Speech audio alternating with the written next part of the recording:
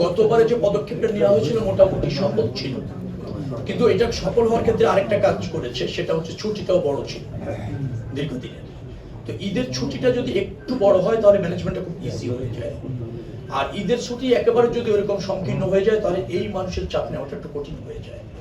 তো গতবার যেহেতু ব্যাপারটা ভালো একটা সফলতাগুলি পাওয়া গিয়েছে, মন্ত্রণালয়গুলি ভালোভাবে কাজ করেছে, সংশ্লিষ্ট মন্ত্রণালয়গুলি, এবার আমরা যেটা প্রথম সিদ্ধান্ত নিয়েছি যে ওই প্রক্রিয়াটা অনুসরণ করবই। পাশাপাশি নতুন করে আমি বলেছি যে আর কি কি মেসর্স নিলে আপনার এটা থেকে বেরিয়ে আসা যাবে, শতভাগ নিশ্চিত হওয়া যাবে, ভোগান্তি কমবে, ঘরমুখী মানুষ একেবারে নির্দিষ্ট সময়ে ভোগান্তি ছাড়া বাড়িতে পৌঁছাতে পারবে এবং ঈদের পরে ওই মানুষগুলি আবার যাতে ঢাকা শহরে আসতে পারে। তো সেটা দায়িত্ব দেওয়া হয়েছে 3 থেকে 4 দিনের মধ্যে নতুন আর কিছু যুক্ত করা যায় কিনা, আর কোনো ল্যাকিংস আছে কিনা সেটা চিহ্নিত করে সেই ব্যাপারে আরো একটু বিস্তৃত পরিকল্পনা নেওয়ার নির্দেশ দেওয়া হয়েছে এবং সে ব্যাপারে কাজ আজকে থেকে শুরু হয়েছে। আশা করছি 2 থেকে 3 দিনের মধ্যে হয়ে গেলে, আমি আবার বলি গতবার যেটা হয়েছিল সেটা ভালো, কিন্তু সেই ভালোটা আরো বেশি ভালো হয়েছিল, ছুটিটা বড় ছিল। তো এবার আমরা ওই পদক্ষেপগুলি রাখছি, পাশাপাশি আরো কিছু পদক্ষেপ যুক্ত করতে চাইছি। যেগুলি যুক্ত করতে চেয়েছি সেগুলি এখনো চিহ্নিত হয়নি, 2 থেকে 3 দিনের মধ্যে চিহ্নিত হলে সেগুলি নিয়ে আমরা কাজ করব। আশা করছি যে আপনাদের নিরাপদে বাড়ি পাঠাতে আমরা সক্ষম হব। আর ছুটির ব্যাপারটা এখানে একটা খুব গুরুত্বপূর্ণ বিষয়, সেক্ষেত্রেও কোনো কিছু করা যায় কিনা আরো হয়তো 5-7 দিন 10 দিন গেলে আমরা এটা বিস্তৃত ভাবে চিন্তা করব। 18 মাস একটা অন্তর্বর্তীকালীন সরকার ছিল, তারা রুটিন কাজটাই বেশি করেছে। তাদের লক্ষ্য ছিল কিছু সংস্কার, বিচার এবং একটা ভালো নির্বাচন। তো ডেফিনেটলি একটা ভালো নির্বাচন করে তারা তাদের সফল পরিসমাপ্তি ঘটিয়েছে। এখন একটি নির্বাচিত সরকার আছে।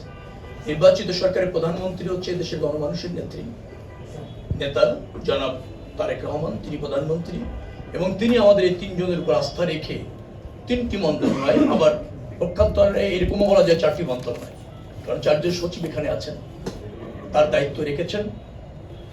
তো সেই দায়িত্ব দেওয়ার পর আস্থা রেখেছেন, দায়িত্ব দিয়েছেন, আমরা কাজ করছি। আশা করছি যে এই মন্ত্রণালয়গুলি আগের যে কোনো সময় চেয়ে জবাবদিহি থেকে জন আকাঙ্ক্ষা ধারণ করে, মানুষের প্রয়োজন ধারণ করে নতুন ব্যবস্থাপনার মধ্যে মন্ত্রণালয়গুলি চলবে।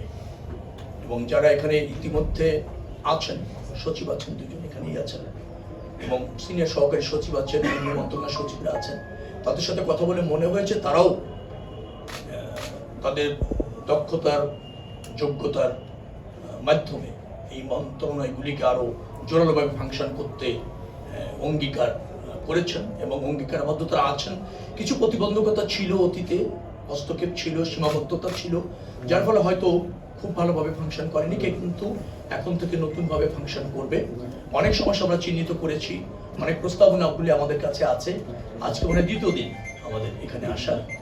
আমার মনে হয় যে যদি আপনাদের আমরা এটুকু বলতে চাই যে আমরা খুব ভালোভাবে শুরু করতে পেরেছি এবং খুব ভালোভাবে এগোতে পারবো বলে মনে করছি। সবকিছু এখনো পর্যন্ত আমরা জ্ঞাত হতে পারিনি। তো যেখানে যেখানে মনে করা হয়েছে যে না এখনই সিদ্ধান্ত নেওয়া যায়, ইতিমধ্যে আমরা সেই সিদ্ধান্তগুলি নিতে চলেছি, বলবো আমি নিয়েছি, আমি এটা বলবো না, নিতে চলেছি। প্রধানমন্ত্রী এই পর্যন্ত মনে হয় আজকে নিয়ে 2 বার আমাদের সাথে বসলেন। কালকে রাত্রে আমাদের 3 জনকে ডেকে এনে আবার কথা বলেছেন, নির্দেশনা দিয়েছেন, সেভাবে আমরা এগোচ্ছি।